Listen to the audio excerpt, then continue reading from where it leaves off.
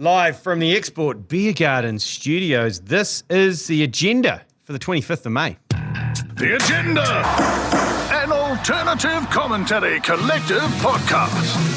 Oh, g'day there, and welcome along to the feature-length, full-length Agenda podcast, thanks to Musashi with G Lane and Manaia Stewart. G'day, Manaia. G'day, G Lane. Now, just jumping ahead a little bit if I could, the TAB Good Punt, I know we've got a $100 bonus bet to put on something today. Do they have a market on whether Matt Heath would show up to the podcast on time or not? It's paying very, very short odds. Because I'd like to go overs on that one. I'd like to go way over. It's 10:40, scheduled for a 10:30 kickoff. No, I'd like to push all my chips into the middle of the table. That's all right. He'll come barnstorming in. Don't you worry about that. But I've got a big one coming up in this agenda. We've got NBA, we've got NRL. We've got an update on the nicknames bracket. But first of all, let's get into some Super Rugby. Rightio, Levi Aumua. Yep. I heard the Champagne Rugby podcast talk about this with James McConey and Tony Lyle and Sam Smith. Look, I don't know how I feel about it. Moana Pacifica, struggling. What is Moana Pacifica? Well, I like Moana Pacifica. I like the vibe. Yeah. I like everything about Moana Pacifica. I think it's good for the game. I think it's good for the Pacific countries. And here he is, Matt Heath. Hey. Yo, sorry about that, guys. 10:41. Yeah. 10:41. I think you had 10:41 left. Sorry. I was Maconi due. Oh, you did. It was the right Maconiing. But I didn't arrive and then make a cup of tea and add another 10 minutes. Came straight in. No, we're just talking Levi. Got time to pick up a coffee there. Yeah. Sorry, carry on. This is an incriminating We're just takeaway talking coffee. Levi Aumua, the best player in Moana Pacifica. I think Moana Pacifica and Drua, I was sceptical when they first got announced, but I think it's a great thing. I think Fiji's going to have an amazing World Cup team. Yeah. I think they're going to crush some people. They're going to surprise some teams. Yeah, definitely. And I think Moana Pacifica, it's only their second year, and the best team in the competition go and pinch their best player. Yeah. Yeah. Well, bollocks. We're already stacked at centre. I think we talked about it yesterday that they've got Goodhue can't even find time at the moment with Eno Havili. Lester Whanganuku's having to play on the wing because they've got so many. But my issue with Moana Pacifica is the same thing as the Warriors. When they came in 1995, and ironically they play at Go Media Stadium at Mount Smart as well. The whole idea was we're going to bring rugby league players through, Kiwi rugby league players. Yeah. The best ones still get poached overseas anyway, and now this is starting to happen to Moana Pacifica. They finally discover a diamond in the rough, and it's a guy who's been kicked out of about 3 different Super Rugby teams, and now he's been poached by the best team anyway. I love, I don't know if you heard Justin Marshall talking about the development system is working. Okay, it's working in his mind, and he says some strange stuff. I like Justin Marshall purely because he's got something. When you listen, he brings something. But his comment was the system's working, okay, because there's a development player and he's been recruited by the Crusaders to be surrounded by All Blacks. I'm like, well, hang on a is that minute. the New Zealand rugby development program? Is it you get noticed and you get picked for the Crusaders? The Crusaders aren't the All Blacks.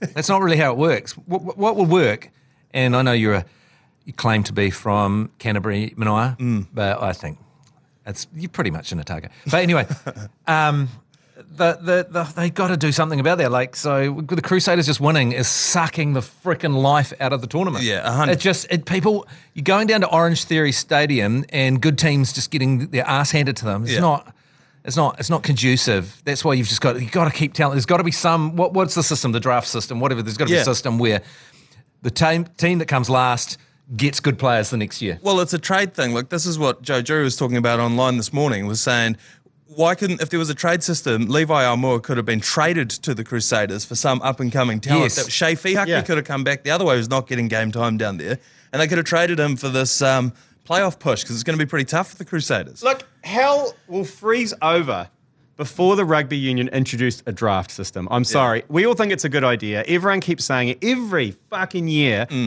Around this time of Super Rugby season, when everyone gets a bit antsy and how can we attack Super Rugby?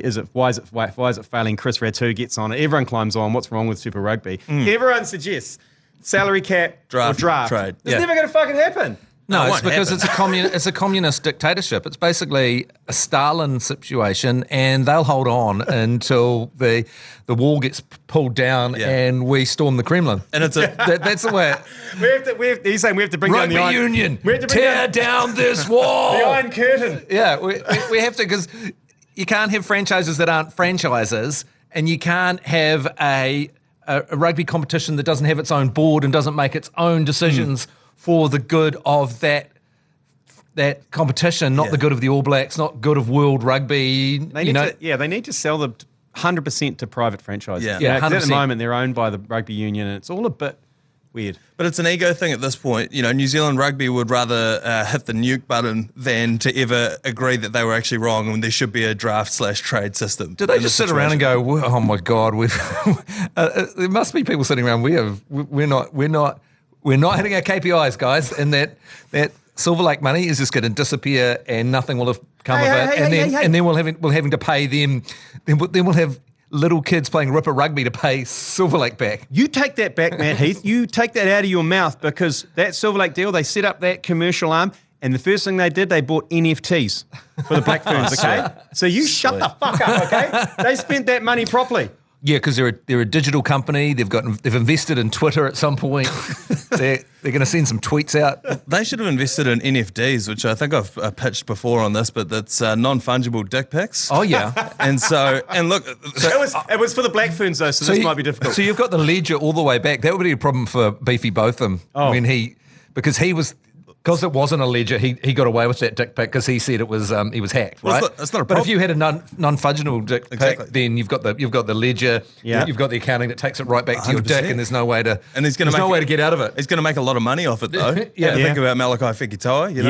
The Mars that's bar. true. He'd be making a lot of money these days. They're certainly out there. They've been replicated a lot of times. Everyone's seen them. Yeah, I'm saying Fekitoa, out of all the dick pics I've seen, and I've seen a lot, mainly through Grindr, the ACC Grindr account, when we just said yo, and I got a dick pic. Yep. I think Fekitoa, he took good guidance in terms of perspective. Yep. He took it from the low perspective. He got the old Gulliver situation going with his balls in his shaft, and it looked impressive. The lighting, everything the about angle, it. Yeah. it was glorious. He'd be first prize as far as NFTs go. Yeah, absolutely. He would be up there. It'd be good to look in the phone though and see how many pictures were rejected. Yeah. It's not going to be the first one, is it? No, you go in no. there and there's like just pages and pages of Do you think he's just- rejected dick pics before you send the best one. Do you think he's just held the button down? It takes rapid fire 1,000 shots. Yeah, I think so. Would it actually kill Instagram or any of these big tech companies, Snapchat, whatever, to have a filter that increases the size of your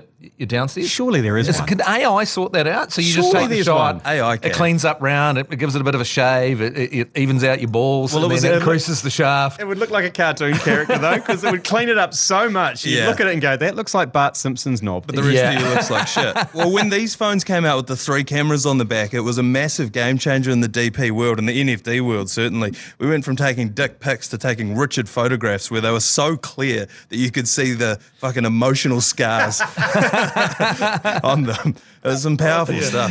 Really confronting. Right, okay, well... People suing the person that gave them the circumcision. Look at this terrible damage being committed. Yeah, it's horrific. But anyway, Levi Aumua wants to be an All Black, and that's why he's gone to the Crusaders, I think. That's what we were talking about. Okay, well, Super Rugby this weekend, Friday night, it's the second to last round of Super Rugby. Highlanders, your beloved Highlanders, Matt, which I know you've left for the Blues, but they're still your beloved Highlanders, are playing the Reds. They're playing for survival down at the Sistema, 7 p.m. on Friday, Sky Sport 9, iHeartradio. And then Saturday afternoon, the Crusaders v. the Tars. And then Saturday night, it's the Blues versus the Hurricanes. And all the coverage brought to you by the great New Zealanders at Dulux. And you can find it all on Sky Sport 9 or 59 if you're on the old school box. Oh, yeah. Or iHeartradio. And with Super Rugby, I've gone for the six-legged cockroach on the game day good punt for me for the agenda. Now, have a look at this. Mm-hmm. Highlanders to beat the Reds, because I reckon it's finals footy for them. They've got to win. They're playing... The Landers. They're at the lunchbox. They're playing at the Sistema lunchbox. So I'm picking them. I'm picking the Drua Yep. over Moana Pacifica purely because I think it's in Fiji. The Fijians get up over in Suva. Moana's coach is in the departure lounge. Yep. Crusaders Waratahs, I think that's a given. They're only paying $1.02. That's halfway through my six-legged cockroach. And then it gets interesting. I'm going the Canes to upset the Blues. At Eden Park. I'm saying they're coming off a loss. They've got Artie Savia and Geordie Barrett back. It's at Eden Park. Look, I'm picking they're going to bounce back, the Hurricanes. I'm picking if they can strangle the Blues like the Crusaders did. That's what's bringing the odds out. Is And Bowden then- Barrett on a rest as well, I believe? no, Bowden Barrett is resting, is he? Yeah. Oh, for I the believe Blues. he's on a rest. Wow. Oh. I believe I could be wrong about that. A headline went through that I sort of saw right at the corner of my eye.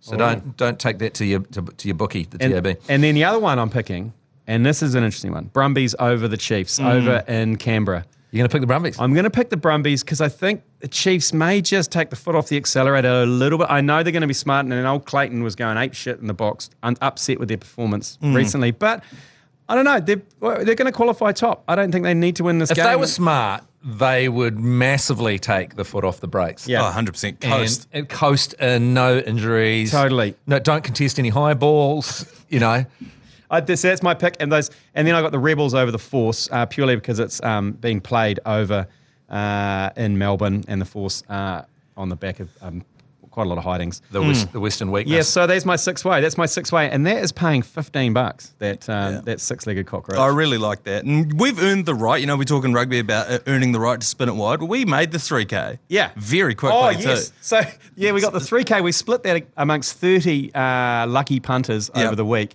All you had to do was comment on the social post, and I think we had 3,000 or 4,000 comments from punters. Yeah, within minutes. Yeah, and I think we'll get over the 1,000 this week, and we'll divvy up 10 more lots next week. You are playing champagne rugby though with Hurricanes over Blues and Brumbies over Chiefs. I know. You're just firing a massive floaty speculator in your own 22. Hospital pill. I'd have to say, Matt Heath Manaia Stewart, I have never watched so much code in my life as I have this season, having commentated Super Rugby. The mana's overcome you. The mana has overcome me, and last week the mana took over, and I started placing reckless bets on mana, and the mana was taking over the TAB account, and so I've expunged the mana, and now I'm back to just missionary. This is on form. I think, and I think this is not bad. It's been interesting to watch the mana overcome you like Venom from the Spider-Man universe, where there's just this red, yellow, and black ooze coming out of you as you start putting more and more multis onto the Chiefs and commentating all of their games and getting the bloody coach's jacket. And I tell you what's going to be bloody good in under 2 weeks when we get into playoff rugby. Yeah. Then you're going to get barred up around your mana. Oh my! I'm going to because they could shit the bed. Like they could. There's no way. They will. No, could. There's no way. No, they will. Not in the first game because they'll be playing either the Rebels or the Western Weakness or the Highlanders. The moment will get too big for them. Yeah. At a certain point, they'll run into the red. Don't make the mana come out of me again, okay? They'll run into the red. I can feel the mana brewing. There's a red and black buzzsaw down there at Orange Cherry Stadium just waiting for them. There's 3 games they need to win. All the rest don't matter. Get out of here.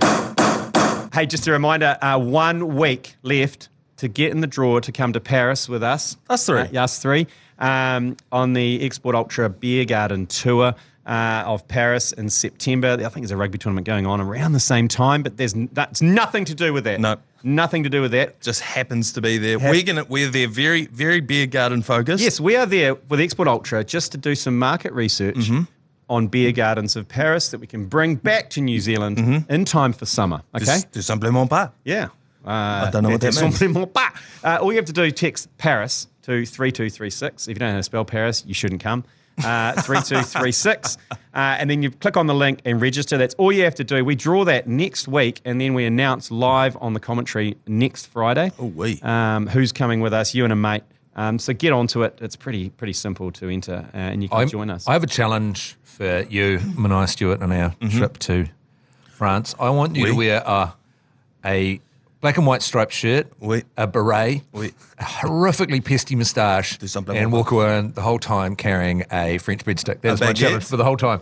No, French breadstick sticking out of like some shopping bag, like something like culturally offensive. Can it be daily? Can you have one day? Because I want him to go as a full French dictator another day. Like I want him an African French dictator. You mean like a Cameroonian warlord? Yeah, warlord. Yeah, and I just want you carrying a plastic AK, walking around.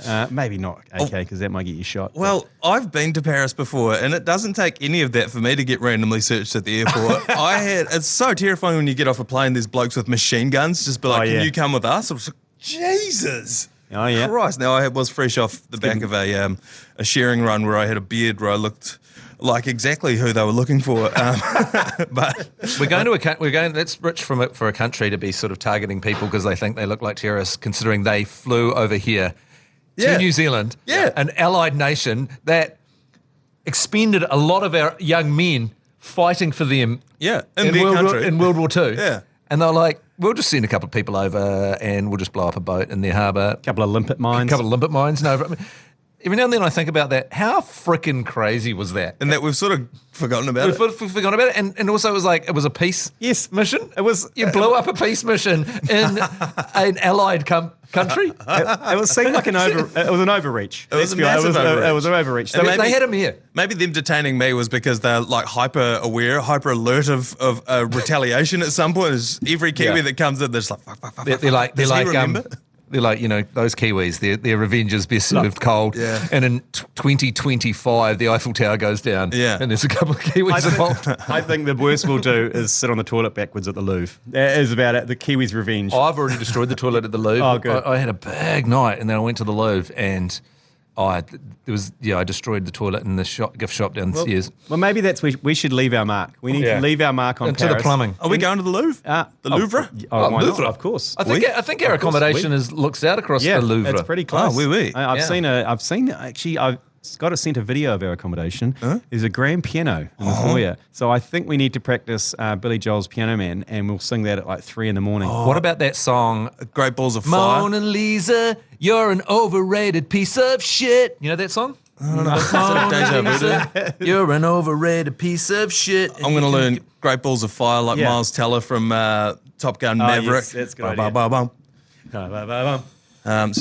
Watch out for me at 3 a.m. in the foyer of your local accommodation in Paris. And you could be joining us. Text Paris to 3236.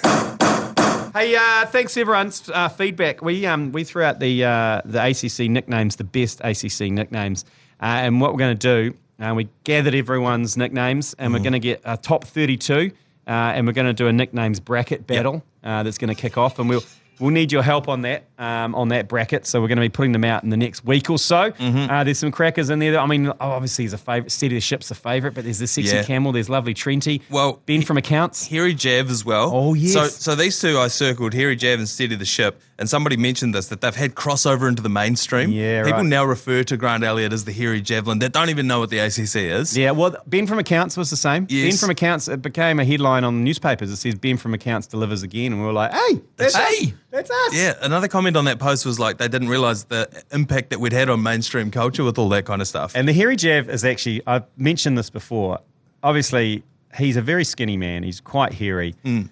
But there was connotations also about something downstairs focused as well. Has he got a few pole creepers? Yeah, he's got a few pole creepers, and he was called the hairy, and he's sick because he's skinny and hairy, but we know really why. Right. And when he first really got the Harry Jav out there, and at the end of the World Cup, they'd go for these signing sessions at like, sports stores. The Black Caps come along, and like thousands of kids would line up. Yeah. And all the kids were making him sign Harry Jav instead of Grant Elliott. Like, can you sign it Harry Jav? And then he rings me, Harry Jav, and goes, these kids, they are making me sign nickname for my penis. It's not right, okay? Mike, it's not right. Speaking of penis, how come our nickname for Severed Reese hasn't taken off, Severed Piece? I haven't seen that on. Yeah. I haven't seen like a headline in the Herald, Severed Piece has a blinder for the Crusaders. Well, it's because he blew his ACL at the start of the year, but aside from that, but last year, it was one of the great nicknames. Severed Piece. Well, Dog Roll almost made it into the mainstream, because he did that terrible dive in Japan in the World Cup, and he was in that press conference. And someone says, I think that's why they call him Dog Roll, because it was a dog roll of a dive. And it almost came off. We were just about there, but it didn't. Someone told me the team just call him Roll. Let's call him Roll. They've abbreviated it. They call him. Roll. You can hear it even, and they go, nice roll, nice roll, nice roll. Right, as you can see, I am on the wagon. Not I'm drinking, but I'm on the bandwagon. I am on the Warriors bandwagon. Oh, you're back in? I'm back in after that victory over the Doggies. I didn't give them any hope. They came back. They beat the Doggies. They got a sold-out McLean Park in Napier, in Napes on Saturday. I'm all in. And plus, my mum reckons she sat next to Shaun Johnson on the way back from Tokyo today. What was Shaun Johnson doing in Tokyo? I don't think he was. I think my mum sat next to a brown athletic rugby player. Right. And she was like, oh, it's Shaun Johnson. Yeah. But that's a real testament that that's who she's gone for. I know. Yeah. She goes, that's right. But the thing is, I did say, and he may have gone over there. I don't know. He flew back on a Thursday morning before playing a game on a Saturday in Hawke's Bay. Risky. Well, But they've also had the bye. So famously, the Knights had the bye round at Magic Round, and they all went over to Bali. And they said that they went over to Bali. Bradman Best, their centre, said that he needed some ink work done on a leg tattoo that he had. And so his mates. And so that's why him and 15 of his mates went to Bali for like a week. There's no tattoo parlours in Australia? No, apparently not. No. Like I had quite a heated argument with my mum in the car because I had to pick them up from the airport and doddering through. It took me ages to get through customs. Don't know why. Anyway, she sits in the car and says, I sat next to her across the aisle from Shaun Johnson. And I was like, I don't know. I don't think you would have because they're playing in Napier on Saturday and it's Thursday morning and I don't think he would have gone away for a week in between. She goes, no, I know what Shaun Johnson looks like, okay? And I said, okay, but right. I don't think it's him. And she goes, well, could have been Jamie Joseph then. And I was like, that's that's a huge difference. I was like, no, it's not going to be him because that's like a sloop and a catch difference right there. Throwing names out. So look, hopefully he's not. It wasn't in Japan, and he was in Nate's training hard. One of my big disappointments in my life recently is someone brought up Richard Long, and I realised I'd never called him Dick Long when he was famous in New Zealand, and it was such a. Obviously, and I've just noticed Shaun Johnson. It's like, it's I never put two and two together and thought Shaun Johnson. Yeah. Well, you've got that's what the Hairy Jav needed a Shaun Johnson, and they wouldn't have got the name Hairy Jav.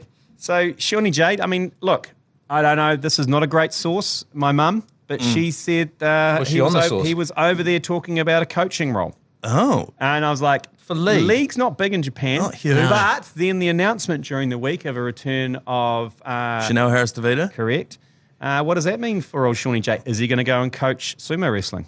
Yeah, well, I mean, that's the first thing I thought of as well. But no, I don't think it means much for Shaun Johnson. They sort of play different positions, and Shaun Johnson's just rejected a massive deal from the Tigers, who reportedly were paying him like $2 million to go over and see out his career at the West Tigers, who are baked to the bottom of the tin this year. And that's right, and he said because he didn't want to up sticks with his family, up sticks his family again. It was the whole point of coming back to the Warriors was not to up sticks. It'd be a very hard one to get past the misses. It'd be very odd if he was going to coach sumo wrestling in Japan, if he's not willing to get paid a lot playing his profession that he's very good at. Yeah. Like I said, my source is dubious, okay? Yeah. And my source, it could have been any rugby player coming back from a season in Japan. But to add fuel to that fire, I was out at the Warriors just, yesterday, the day before, Tuesday. Didn't see him.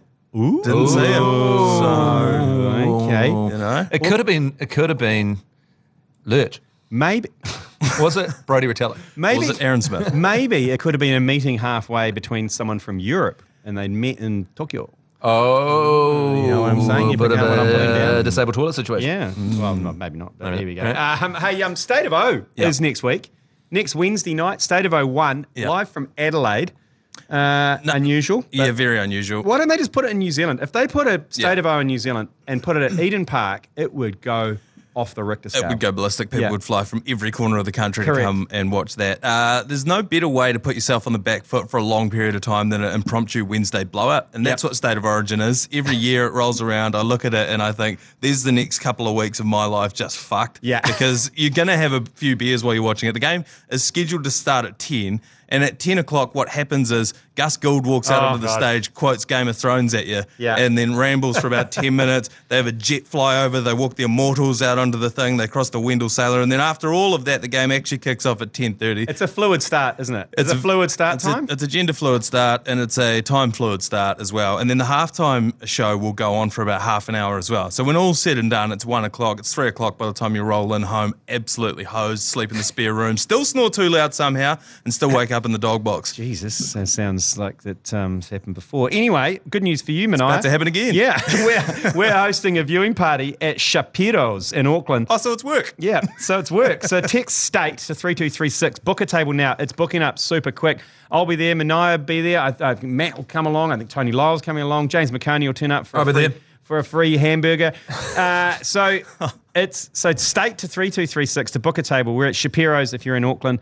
If you're not in Auckland, then get onto Sky Sports 6 or 56 on your old school box, because Di Henwood and Chris Key, or is it Ben Hurley? I think it might be Ben Hurley, bringing you that State of O one that is next Wednesday. Di Henwood's, he's already started his run-up. He's coming so far from the back fence. He's already started his run-up for that. If you think Warriors get him hard, you wait until you hear him on State of O. It's like the second coming He's of already Jesus. burning hotter than the sun for this one. NBA. A little bit of an update on NBA. Manaia, is it going to be a Heat Nuggies? Yeah, we're heating up the Nuggies. The Heat were unable to eliminate the Boston Celtics. I always say bet on the team that's facing elimination if the other team isn't. And I actually went against myself and I didn't. I bet on the Heat because I thought they were just going to knock them out. I still think they're going to beat them. But LeBron got knocked out the day before. Yeah. He said that he's going to retire. Or he said, I have to think about the game of basketball. He's quite a drama queen, LeBron. Yeah. And he always does this kind of thing so that when he comes back the next year, everyone's going to be like, oh, we thought he was going to retire. As I said yesterday, Is he Bradying it? Is he giving a full Brady? Full Brady. He's got a $46 million contract left for next year, and next year is his last year of his contract. Now, that's important because his son's going to college next year. So if his son does well, then he's going to be in the NBA the year after. LeBron wants to play with his son. But reports are that he's actually not good enough to make the NBA, LeBron's son. So LeBron's going to use this as leverage to get his son into the NBA. So he'll say, whichever team drafts my son, I will come and play for you as well. That's not a bad leverage. Get my son as a bench warmer. Yeah, and then I'll come play for you, and then you'll win a championship. Mind you, how would you feel about being his son? You know, you're not. People have generally said you're not good enough for the NBA, but your old man is going to go, look, I'll play for you if you let my son play. But the we want to play together kind of situation, you could probably delude yourself that you were good enough. And it's not just nepotism. And he's Bronny, eh? Bronny, yeah. Bronny LeBron. Yeah. He's LeBron Jr. James, LeBron James Jr. Okay. He's only about 6'2", so it's going to be a pretty short stint in the NBA. He didn't marry well, did he? He didn't mother well. No, high school sweetheart. Can we get Valerie Adams over there? And so it's going to be interesting to see how he plays this one. He's got a lot of leverage in that negotiation, but like you say, his son probably, I don't know, what if he doesn't want to play basketball? What if he wants to be a chef or something? He's kind of fucked, isn't he? He has to go and play basketball. He has to. It's the rules. Yeah. It is the rules. White on of the week. The white on of the week, I'll kick it off. And that is the Block Party. Michael Block, in the PGA Championship. He is a golf pro. When you say golf pro, he gives golf lessons at a golf club in America. He made the cut in the PGA Championship. He made it to Sunday. He got paired with McIlroy. And then on, I think it was the 15th, he aced the 15th with one of the greatest hole-in-ones. Because, usually, that's the hole-in-ones I always imagine. Yeah. Because the ones you see on TV, they got backspin and it goes and it comes backspins and goes straight in the hole. Yeah. This was the greatest slam dunk hole-in-one of all time. Well, it was a true pin seeker. And it didn't even touch the pin. No. It didn't even touch the pin. It went straight in. And he's like this kind of, and I think in his last 3 years, he's won like $3,000. And in this tournament, he won about $250,000. It was a great story, great people's hero, and there was great footage of his home club watching him. They'd filled the golf club just to watch him play the final day of the PGA Championship. They didn't really care. And they watched him ace this hole. And he's like, it didn't go in, did it? It didn't go in. He didn't believe it till he got to the green. And the crowd's going ballistic. Fuck, it was good. It was good. It gave me a white on. It's hard to top that. For me, the white on of the week, and has been a little bit undone because he didn't win yesterday, but it's been Jimmy Butler just destroying the Celtics because he has just been giving them Jimmy Jimmy Jordan, yeah. We talked yesterday about a theory that he might be Michael Jordan's illegitimate offspring. He's certainly playing like it, but he's taunting them after every bucket, he's like giving them timeout, like telling them to call timeouts. He's yelling at, chirping at them, and it's so petty. And it's so good because they're the 8 seed underdogs and they're crushing them. I've been enjoying the meltdown of Bill Simmons over this whole failure of the Celtics have a decent defensive situation. He's actually burning hotter than Di Henwood, but in a negative way. Yeah. Do you want to hear my punishing white on the week that you guys already... you're probably going to have to... Do you want to self-harm while I'm doing it? Is it Dodgers? Yeah, Bobby Miller coming up from the minor leagues, finally given a chance against the Braves. Dodgers, terrible injury situation. This young man comes up, his family's there against Atlanta, and he gives one run away, and the Dodgers win 8-1, gets his first win in the majors, and basically the Dodgers were like, we're giving this game away, we don't have anyone to pitch, bring this young kid up. I had tears in my eyes by the end of it. His family were bawling. There was about 50 members of them there. Everyone was in the stadium, was crying. Freddie Freeman punished his old club, the Braves, and it was just one of those things because he's coming out there and he knows he's there to be mincemeat, to be smashed around. The Dodgers have basically given up this game and to the opposition, and then they win 8-1. So you got a feel-good white on. Kind of a massive feel good. There's nothing like the watching the family all the way through. And I don't think there's probably few things in the world as terrifying as being a parent, I imagine, watching your son start in Major League Baseball as a pitcher. Because you're going to get smoked. Yeah. It'd be terrifying. It'd be terrifying. Yeah. And they're sitting there, they're pulling that, and then it was basically like a tsunami of tears at the end for the family and for him, and it was great. It's a cry on. And then the very hot Kirsten Watson interviewed him at the end, and he was just so thankful. Right. He said thankful 400 times. I'm just so thankful for the opportunity. I'm thankful. He had a bit of Jesus floating around. It was great. Sorry, what was the name again? Bit of Jesus? Bobby Miller. No, her name. Oh, Kirsten Watson. Yeah, sweet. Kirsten Watson dodges. She's dodges. Okay, right. Attendance required for the next week or so. Super Rugby coverage brought to you by Dulux. Highlanders versus Reds, 7 p.m. Friday night. Crusaders Tars, 4:30 on Saturday afternoon, and Blues Hurricanes at 7 p.m. to Moz night. Plus, don't forget on Sky Sports 6 is the Warriors versus Broncos at a sold-out John McLean Park in Napes, and coverage of that brought to you by 4 and 20 Pies. That's on Saturday night, and it's going to be Di Hoodwood and Keezy, I believe. But now it's time to get into Topper Plays of the Week. Brought to you by Leader NZ's Lasagna Topper.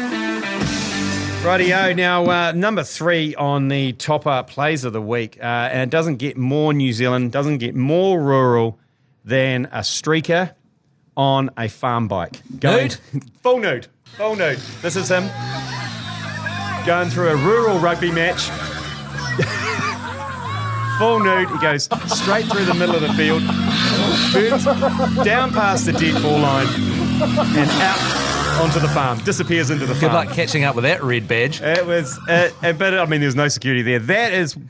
No, but I mean, that's a great opportunity at Eden Park or something. You got to get the dirt bike in though. Yeah, but maybe could you do like a sort of Evel Knievel fly over the out of the tunnel onto the field. I thought you were going to say launch yourself off Lee Hart's roof and into the stadium. I think you could maybe get 2 feet. You get over the fence in the outer oval, and then the fence on just to the right facing the west stand. I reckon you got something in this, Matt, because I think the day before you could plant the dirt bike underneath the stand. Because Eden Park, not the groundsman's one, but the other one. We used to put the caravan. Just lean it against the fence and just put a thing on it saying out of petrol, pick it up later, Mike, phone number and everything. Yeah. They'll leave it there. And then somehow try and get down there, and then there's always a gap in the corner of the LED signs because the camera people need to get in and out. Yeah, the segways. And then just and just head out there. Right. That's because I was thinking what you could do is you get a car carrier that comes in, it just turns. And just on Sandringham Road, you come down my street, Rossmay Terrace. You only have to get over that fence into the outer oval, and then you can just go down that chute where they used to try and hide the ACC caravan. Yes, you just cross You're ripping. In the nude. The only thing, that's the part for me is jumping that fence in the nud, because if you're landing, you're flying through the air and then landing quite heavily. See, I was thinking go the full Bathurst and bury the dirt bike in the dirt. That's where they grow anyway, and then just dig that up like an old spud. Would it kill the CEO of like Yamaha or something, to buy a sponsorship? Like you get in deep and you buy a sponsorship. So, they're always displaying the Ford Ranger in the stadium. Yeah. So you go, you infiltrate Yamaha, you convince them to get a sponsorship. They've got the bike sitting there. And then you just have it read up, and then you go in the nude. It's the CEO of a major bike company in the nude, ripping it up as well. Stocks would go through the roof. I think it's negligent that they're not doing it. Yeah, it's disgusting. Okay, there's no bike sponsorship of the Blues, is there? No, there isn't. No, Honda Hero. Get them in. The Honda. Get a Honda Hero in there. Number 2 on the top of plays of the week.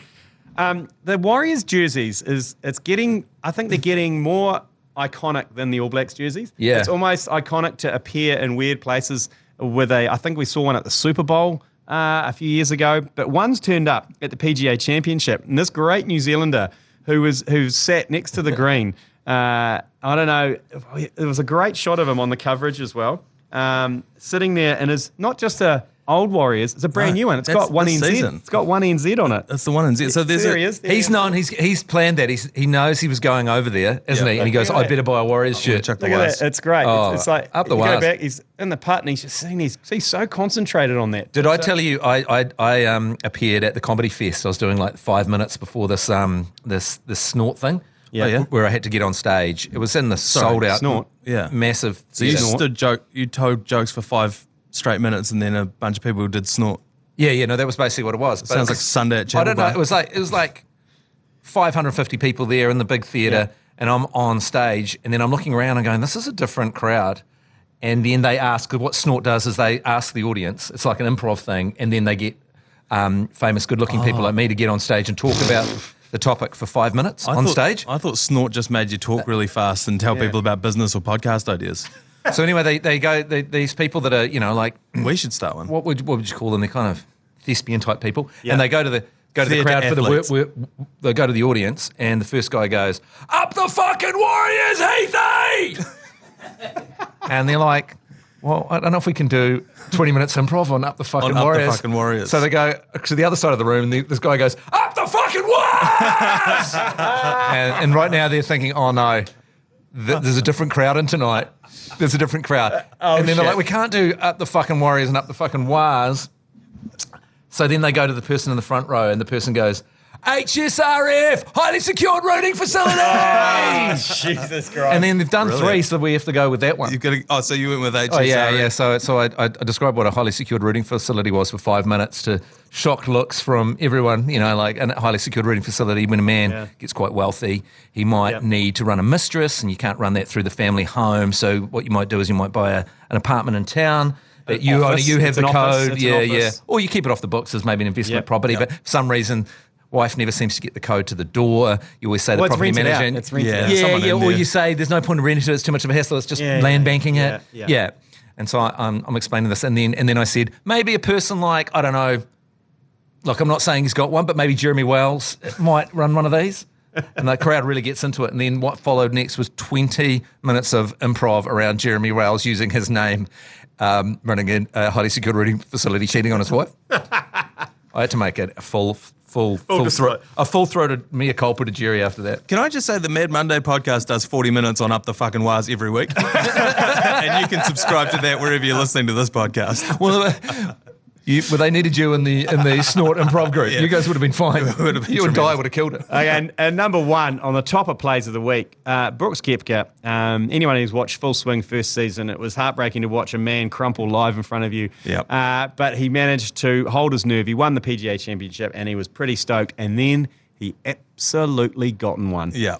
Because there's footage of him at the Florida Panthers NHL playoff game after his PGA win. And let's say he didn't blink for about 4 or 5 minutes. The clap to blink ratio was insane. Yeah, he got a great clap game. As you guys both know, I tend to get a clap on. You know your way around a clap. I know my way around a clap, and I've been thrown out of many bars and nightclubs for over vigorous clapping. I've actually been thrown out of the Wellington Stadium for clapping. You've been asked to leave parties. Yeah, I have actually been past Jeremy's friends. He had to come and go, you're going to have to leave, Lane. Yeah. You also urinated from the hallway into the toilet because you got good flow. Yeah, that was... Strong prostate. There was we digress. Were you at that party? I've never seen people so angry at someone who wasn't invited. Anyway, when you think clap, you think Hamilton. There was a couple of indiscretions. Yeah. Anyway, okay. No, we're talking about Brooks Koepka here.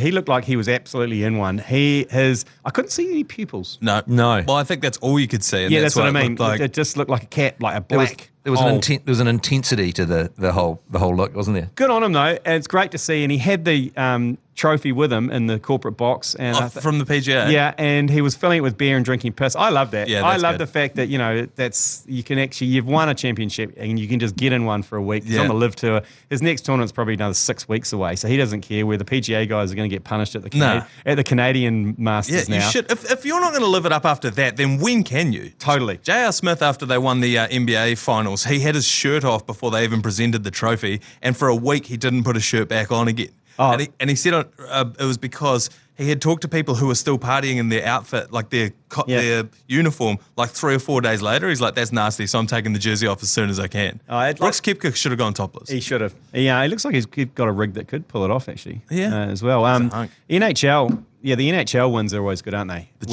When they win, if they win the Stanley Cup, that usually goes on for a couple of weeks. There was a photo of Alex Ovechkin that it was doing the rounds in the dark web of him, the Stanley Cup, and 2 what I presume to be Russian women in the bed either side of him. And I was like, that's living, Barry. Absolutely. That's it for the feature-length agenda. Don't forget you can tune into the Daily Agenda each and every weekday with myself and Manaia for your daily fix of sports news and updates, Manaia. But we'll see you guys later. All right. You've been listening to the ACC's Agenda podcast. For more episodes, subscribe on iHeartradio or wherever you get your podcasts.